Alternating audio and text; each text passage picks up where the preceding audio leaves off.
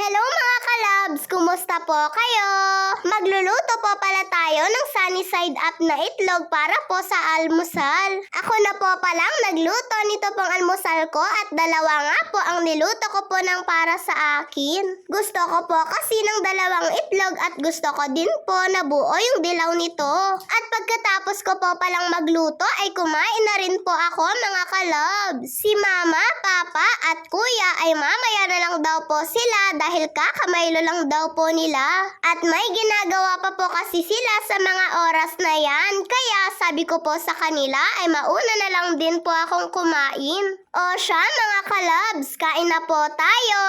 Gustong gusto ko nga po yung dilaw nito mga kalabs. Napakalinamnam nga pong kainin. Inuunti-unti ko nga lang po mga kalabs para po hindi agad maubos. At panay nga lang din po muna ang tikim ko sa dilaw niya.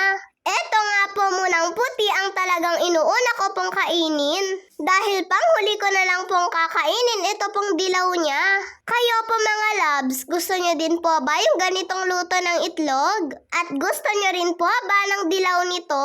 Habang kumakain nga po ako mga kalabs ay nagluluto na po si mama ng almusal nila kuya. Itlog nga din po ang niluto ni mama pero binatil niya po yun. At naglagay po siya dito ng maraming dahon ng sibuyas. Tapos ay nagprito din po si mama ng tuyo. At meron nga din po itong bihon na tira po namin kagabi pa. Nagluto nga din po kami ng bihon kagabi mga kalabs. At syempre kapag po kumakain sila mama, papa at kuya ay hindi po mawawala ang kimchi. Konti na nga lang po itong natira mga kalabs. At dito na nga din po kumain yung pinsan ko. Dumating din po kasi sila kaninang umaga ng kapatid niya. Hinatid po sila ng papa nila dito. Habang wala nga daw po pasok ay dito na lang daw po muna sila. At pagkatapos nga po namin kumain mga kalabs ay nagwalis po si kuya dito sa labas ng bahay. Sumipag nga po si kuya at siya na nga lang daw po ang magwawalis dito sa labas. Habang ako naman po mga kalabs ay nag-aayos sa loob ng bahay. At ako na nga lang po ang nagwalis dito sa loob. At si kuya na nga lang po ang nagtuloy dito sa labas. Pagdating nga po ng hapon ay naisipan ko nga pong magmerienda ng kanin at gatas. Tapos naglagay nga po ako dito ng Milo. O di po ba parang champurado na nga po mga kalabs. Pero hindi ko nga po hinahalo yung Milo dito.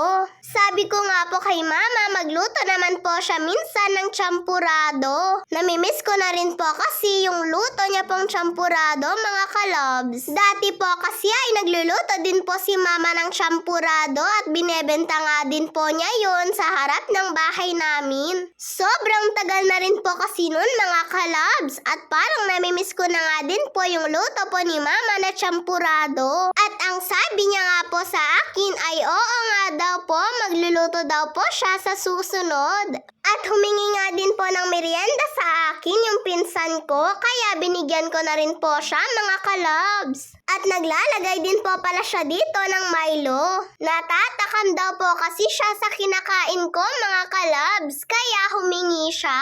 Eh syempre binigyan ko na nga din po siya. At humingi din po pala sa akin si Kuya Moymoy ng Milo. Bali eto na nga lang din po yung merienda namin. At para po hindi na rin kami bumili pa sa tindahan. At pagkatapos nga po naming magmerienda mga kalabs, sabi nga po ng pinsan ko ay gusto niya rin daw pong itry ito pong nilalaro namin. Who is it choose po pala yung tawag dito sa nilalaro namin mga kalabs. Binili ko po pala ito sa TikTok. At eto po pala yung pinagkakaabalahan namin ni Kuya kapag wala po kaming ginagawa.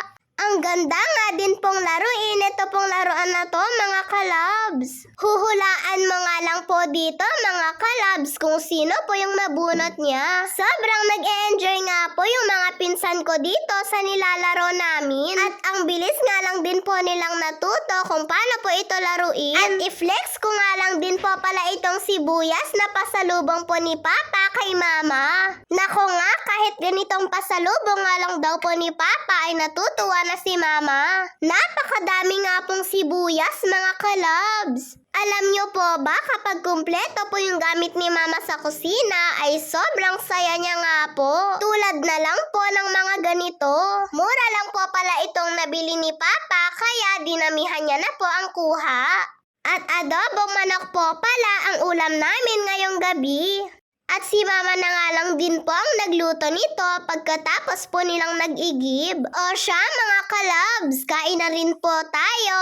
Yun lang po mga kalabs, maraming salamat po sa panonood ninyo. Mag-iingat po kayo palagi. God bless to all. Bye-bye po.